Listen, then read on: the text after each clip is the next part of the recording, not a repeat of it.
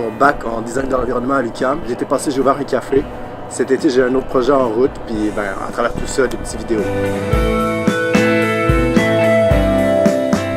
L'année passée, j'ai fait le court-métrage Polygraphe, qui est un court-métrage qui raconte les derniers mensonges que les gens ont faits. Fait que les gens nous racontaient c'était quoi leurs derniers mensonges. On a interrogé des centaines de personnes, puis on a choisi les 40 meilleurs mensonges ou ceux qui revenaient le plus souvent. On a fait l'amour toute la nuit. Ok, pour vrai, il n'y a personne qui fait l'amour toute la nuit, là. Mon téléphone est mort. Il est tellement laid, son kid.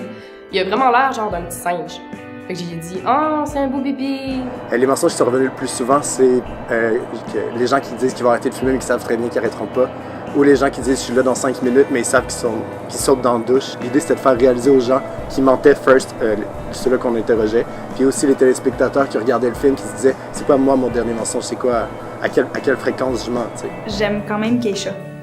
Plus que supposé. Quand je fais des vidéos, je me demande toujours si mes parents vont aimer ça, si mes amis vont aimer ça. J'essaie d'aller chercher le plus grand public possible, avec des images qui sont esthétiques, avec des courts-métrages qui ne sont pas trop longs parce que les gens se tannent. J'essaie d'aller chercher le sentiment d'appartenance, d'aller chercher des petits gestes de vécu, de répéter ça dans la vidéo, des noms de places qu'on connaît, les mimiques, l'actualité, des anecdotes que tout le monde ont ou font. Mon prochain film se situe dans un bar. J'ouvre un bar cet été sur la Wellington à Verdun. On a demandé à nos proches, à des amis, c'était quoi les histoires de bar qu'ils avaient vécues, puis on va avoir quelques comédiens qui vont venir en parler devant la caméra, qui vont raconter les histoires de ces gens-là. Fait que donc l'idée de faire un film sur le bar, sur les bars, les histoires de bar est venue naturellement avec ça. On a décidé d'illustrer des tranches de vie pour aller chercher le sentiment d'appartenance des gens à travers le vidéo, d'aller montrer aux gens que tout le monde vit les mêmes choses ou à peu près, et puis que c'est drôle, on peut en rire. Pour le moment, je me concentre beaucoup sur l'ouverture du bar, puis les vidéos sont un sideline, mais l'objectif c'est que quand le bar va être ouvert, pouvoir faire le contraire, puis être une plateforme culturelle, pouvoir me concentrer sur l'art.